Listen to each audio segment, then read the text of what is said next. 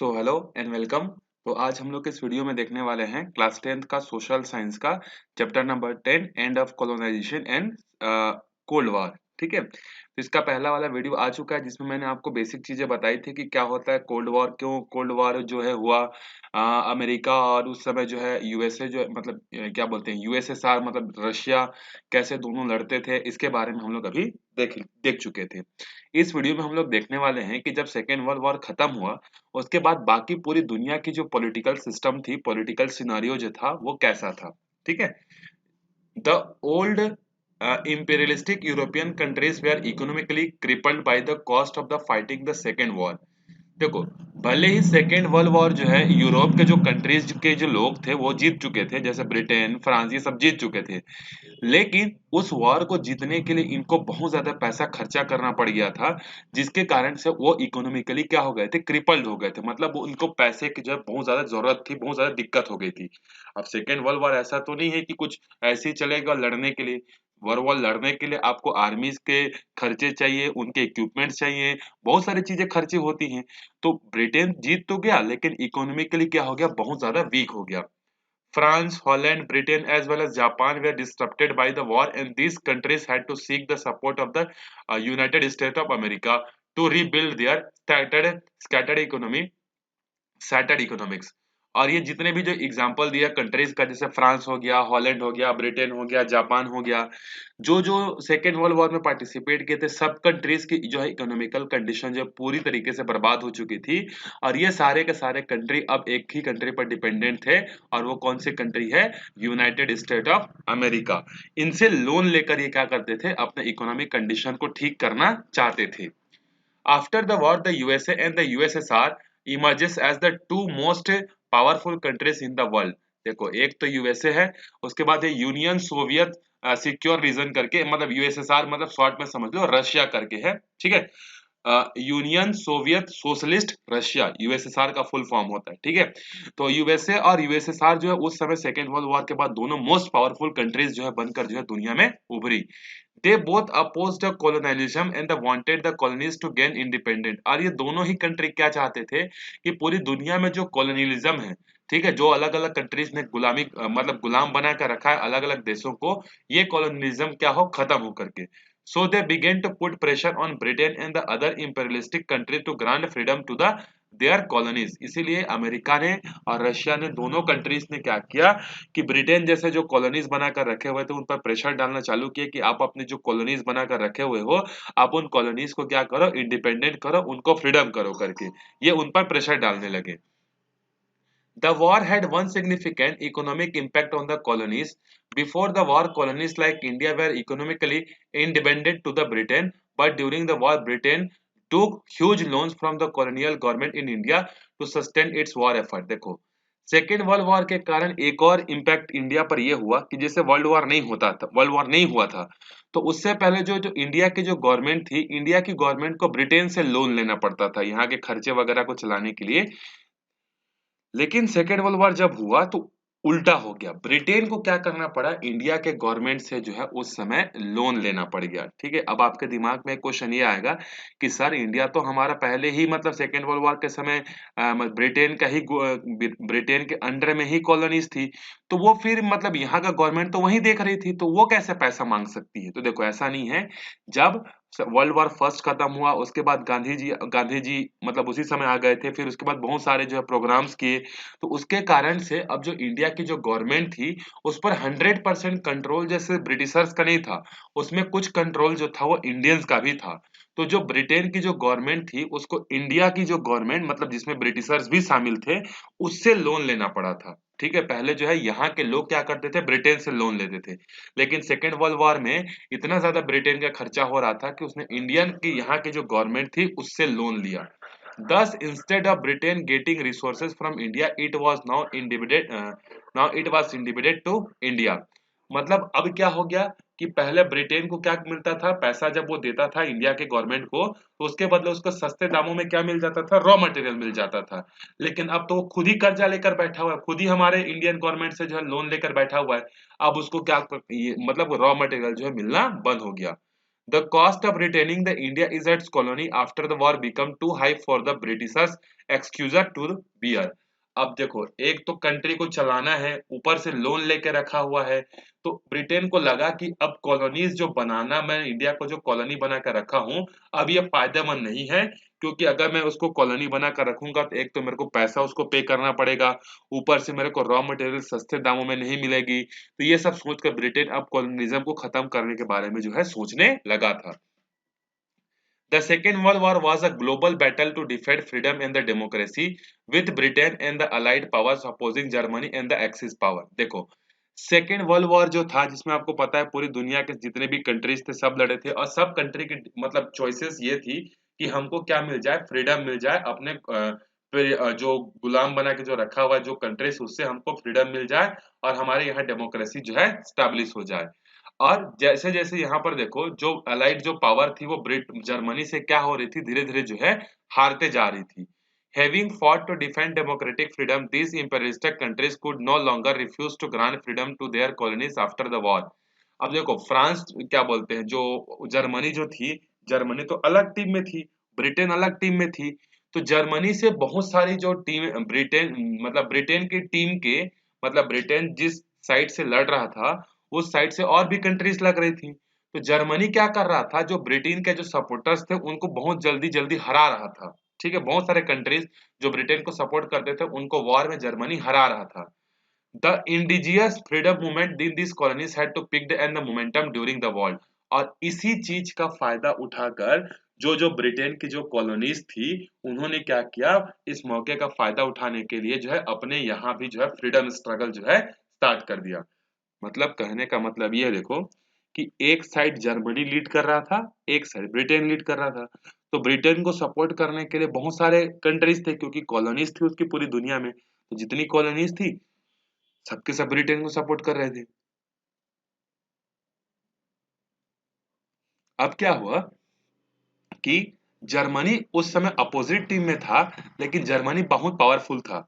तो जो ब्रिटेन को सपोर्ट करने वाले जो कंट्रीज थे वो जर्मनी धीरे धीरे अब उसको क्या करने लगा, हराने लगा। तो बाकी जो ब्रिटेन के जो कॉलोनीज थी उनको लगा कि हम लोग जर्मनी का साथ देंगे, जर्मनी जर्मनी वर्ल्ड वॉर क्या होगा, जीतेगा, और जब जर्मनी वर्ल्ड वॉर सेकेंड जीत जाएगा तो इसके खुशी में हमको गिफ्ट करके क्या करेगा, हमको इंडिपेंडेंस दे देगा। हमारे इंडिया के उस समय जो लोग थे, एक जो टीम थी, मतलब उस समय भी हमारे इंडिया में बहुत सारे थिंकर्स थे, कुछ जो थे जो गांधीज्म को फॉलो करते थे, कुछ जो थे जो अलग अलग लोगों को फॉलो करते थे। तो हमारे इंडिया में भी उस समय कुछ ग्रुप्स ऐसे थे जो ये चाहते थे कि हमको सेकेंड वर्ल्ड वॉर में ब्रिटेन का साथ ना देकर हमको जर्मनी का साथ देना चाहिए, क्योंकि जर्मनी अगर जीतेगा तो ब्रिटेन हारेगा, और जब ब्रिटेन हारेगा तो ब्रिटेन को हराने में इंडिया का बहुत इंपॉर्टेंट रोल रहेगा। तो जर्मनी खुश होकर हमको क्या करेगा, यहाँ पर जो है फ्रीडम जो है दे देगा। ऐसी सोच में हमारे इंडिया के लोग भी जो है सपोर्ट कर रहे थे जर्मनी का। Especially the initial phase when the Germany was successful against its opponent, seeing their colonial master weaken and the colonized seize the opportunity to gain their freedom। और यही चीज जो है, जो जैसे ब्रिटेन की जितनी भी कॉलोनीज थी, इन कॉलोनीज को लगा कि अब तो ब्रिटेन धीरे धीरे क्या होते जा रहा है, कमजोर होते जा रहा है, तो क्यों ना हम लोग इसको एक अपॉर्चुनिटी की तरह लें और ब्रिटेन को हराकर हम लोग फ्रीडम हो जाए। There were armed insurrection in the many colonies in India to the colonial army and the police began to side with the nationalist। इसी चीज के कारण से क्या हुआ, जो कॉलोनीज जो कंट्रीज थी वहां पर जो है आर्म्ड इंसरेक्शन होने लगा। मतलब जैसे हमारे उस समय जो ब्रिटिश के अंडर में हमारा इंडिया था, तो हमारे इंडिया में भी तो पुलिस सर्विस थी, आर्मी सर्विस थी, भले उसको लीड कर रहा था ब्रिटिश, लेकिन हमारे इंडिया में जो पुलिस में जो थे, जो आर्मी में जो थे, अब वो क्या करने लगे, ब्रिटेन का साथ देने के बजाय अब वो हमारे इंडिया का साथ देने लगे। और सबकी सोच एक जैसी ही हो गई थी कि किसी भी तरीके से इंडिया को क्या करना है, इंडिपेंडेंट जो है करना है। The colonial rulers that old method of the controlling and the ruling their colonies were no longer effective। पहले जो है, जो कॉलोनी करने वाले, जो कॉलोनीज बनाने वाले जो कंट्रीज थे, वो क्या करते थे, एक ही पुराना फॉर्मूला यूज करते थे, ताकि उसको क्या कर सके, अपने कॉलोनियल कंट्रीज को जो है क्या कर सके, रेगुलेट कर सके, कंट्रोल कर सके। लेकिन वो जिस मेथड का यूज करते थे कंट्रोल करने के लिए, अब वो काम में नहीं आने वाला था। जैसे डिवाइड एंड रूल। जो ब्रिटिशर्स जो थे सबसे ज्यादा किस रूल को फॉलो करते थे, किसी भी कंट्री को अपना कॉलोनी बनाने के लिए डिवाइड एंड रूल। लोगों को डिवाइड कर दो, उनके बीच में फूट डाल दो और वहां पर राज करो। ये चीज आपने सुनी होगी। तो ये जो पुराना वाला जो फॉर्मूला था ब्रिटेन का कि डिवाइड एंड रूल, अब ये धीरे धीरे जो है इफेक्टिव नहीं रहा।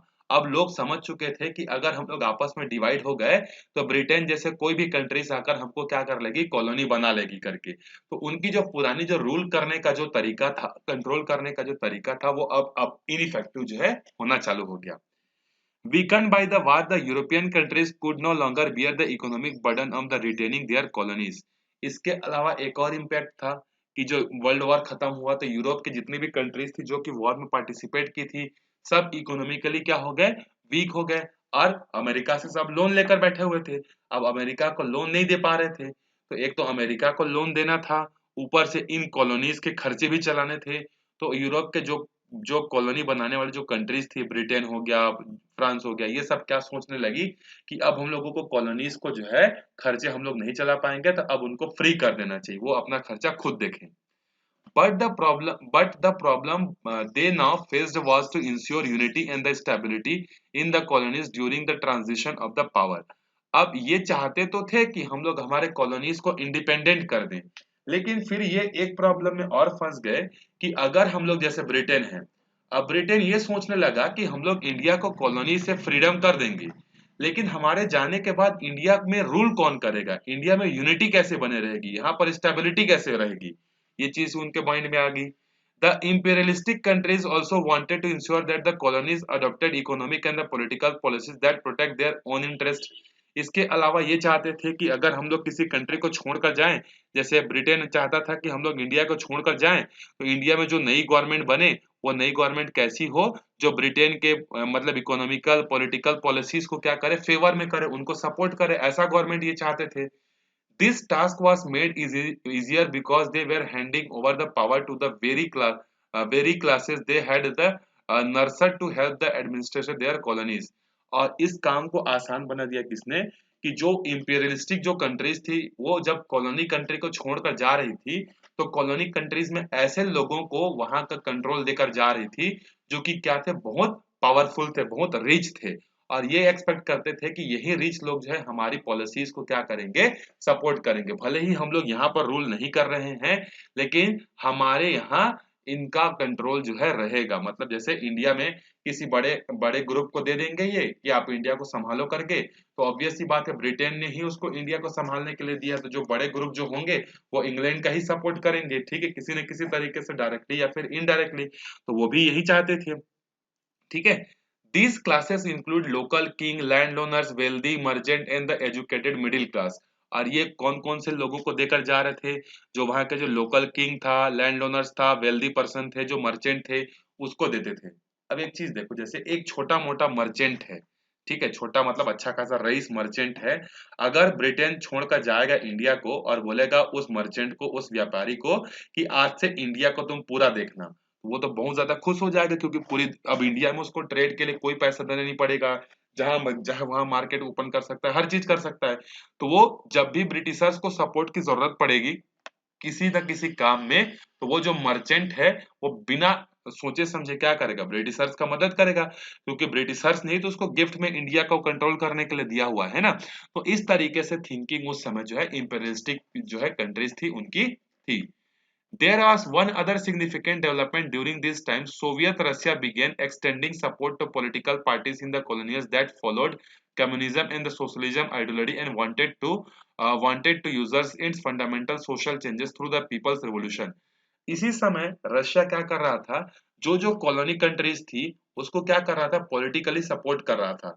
वो बोलता था कि आप अपने फ्रीडम के लिए लड़ाई करो, हम आपके साथ हैं करके। इसके पीछे भी उसकी एक मंशा थी, वो ये चाहता था कि जो भी कॉलोनीज जो कंट्रीज हैं, जब वो एक नई इंडिपेंडेंट कंट्री बने तो वो रशिया को फॉलो करें। जिस तरीके से ब्रिटेन चाहता था कि हम अगर कॉलोनीज को अगर क्या कर देते हैं, फ्रीडम कर देते हैं, तो वो कॉलोनी हमारी बातों को मानना चाहिए, हमारे लिए पॉलिसीज को एक्सेप्ट करना चाहिए। उसी तरीके से रशिया क्या कर रहा था, जो उस समय कॉलोनीज जो थी उसको सपोर्ट कर रहा था कि आप अपने फ्रीडम के लिए मांग कर, जब आप फ्रीडम हो जाओगे तो आप हमको सपोर्ट करना करके, मतलब डेफिनेटली इसका मंशा वही था, सपोर्ट करता था, बाद में जब फ्री हो जाओगे तो हमको सपोर्ट करना करके। These parties sought to establish the rule of the peasant and the worker by the ousting the upper class of the Maharajas, Nawab, landlord and capitalist. और इसी रशिया के सपोर्ट से फिर क्या हुआ, यहाँ पर बहुत सारे ग्रुप्स बने, जिसमें बहुत सारे ग्रुप्स में कौन थे, पीजेंट थे, किसान थे, वर्कर्स थे। उसके बाद और वहां पर महाराजा नवाब लैंडलॉर्ड्स को जो है जगह जो है नहीं मिली। रशिया ये चाहता था कि बड़े लोगों को जो है क्या हो, कंट्रोल करने का मौका ना मिले, छोटे लोगों को मौका मिले। क्योंकि रशिया जो था, रशिया की सोच कैसी थी, रशिया की जो सोच थी वो सोशलिस्टिक थी। सोशलिस्टिक मतलब क्या होता है कि समाज में सभी लोगों का भला हो, ये उसकी थिंकिंग थी। वो ये नहीं चाहता था कि जो बड़े लोग हैं वही लोग कंट्रोल करें, वो ये चाहते थे कि जो छोटे लोग हैं, जो गरीब लोग हैं, वो कंट्रोल करें, वो डेवलप करें, बड़े लोगों पे जो है डिपेंडेंट ना हो करके। तो एक तरफ से रशिया क्या कर रहा था, पॉलिटिकली सारे कॉलोनीज कंट्रीज को सपोर्ट कर रहा था। दूसरी तरफ वार हारने के कारण उनके पास जो इम्पेरियलिस्टिक जो स्टेट थे, कंट्रीज जो थी, उनके पास पैसे नहीं थे। इसके अलावा जो मूवमेंट्स चल रहे थे, इन सब चीजों के कारणों से जो है कॉलोनीज कंट्रीज को जो है इंडिपेंडेंट मिली। तो आप ये बोल सकते हो कि इंडिया को इंडिपेंडेंट कराने में जो है हमारे फ्रीडम फाइटर्स का तो बहुत बड़ा हाथ था।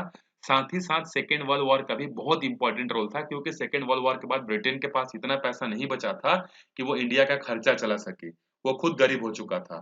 तो एक रीजन तो था हमारे फ्रीडम फाइटर्स का, दूसरा रीजन था सेकेंड वर्ल्ड वॉर का। उसके बाद जो तीसरा रीजन था वो यूएसएसआर और यूएसए, ये क्या चाहते थे कि पूरी दुनिया में कोई भी कंट्रीज जो है वो किसी दूसरे कंट्री की कॉलोनी ना हो। तो इन सब कारणों से जो है हमारा इंडिया जैसे बहुत सारे जो कंट्रीज थे, वो क्या हो गए, सेकेंड वर्ल्ड वॉर के बाद जो है इंडिपेंडेंट जो है हुए थे। In those days the countries of the world were divided into two power blocks. अब उस समय जैसे जैसे सेकेंड वर्ल्ड वॉर खत्म हुआ, अब पूरी दुनिया में पहले क्या था, वर्ल्ड वॉर सेकेंड के पहले most powerful countries France, Germany, Japan, Britain थे। लेकिन सेकेंड वर्ल्ड वॉर के बाद अब मोस्ट पावरफुल कंट्रीज कौन कौन सी हो गई, यूएसएसआर और मतलब रशिया और अमेरिका जो है हो गई।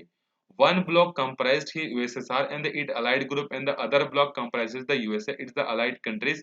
USSR wanted to strengthen its bloc by the helping the colonies win their independence.